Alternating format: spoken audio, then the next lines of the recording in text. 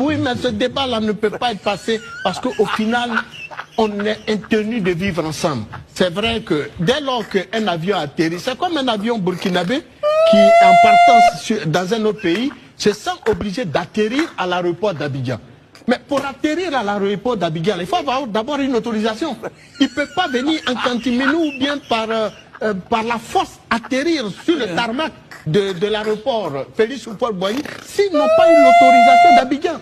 Donc je ne crois pas que cette attitude-là devrait être acceptée et devrait primer dans les rapports des deux États. Il faut aujourd'hui mettre bas la terre, comme nous l'avons toujours souhaité, et créons les conditions au niveau de nos États, de sorte à ce que la diplomatie prime, les échanges, la discussion change. Sinon, on connaît vraiment la force militaire du Nigeria.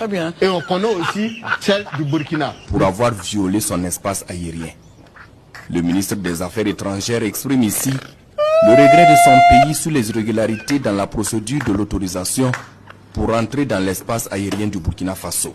C'est déplorable qu'il y ait eu des irrégularités dans les documents, notamment sur les autorisations de survol de l'espace burkinabé. Cela est regrettable et nous nous excusons sur cet incident malheureux. Nous avons aussi évoqué le sujet d'un leader d'un parti nigérian qui fait des commentaires disgracieux concernant cet incident. Cela est lié sans doute à une incompréhension de la situation. Le président Traoré, le gouvernement du Burkina Faso et le peuple burkinabé ont été très accueillants et disposés à nous accompagner. L'équipage a été très bien traité. Cela saute aux yeux et c'est évident que le président Traoré était directement informé sur la prise en charge de l'équipage depuis que celui-ci est arrivé au Burkina Faso.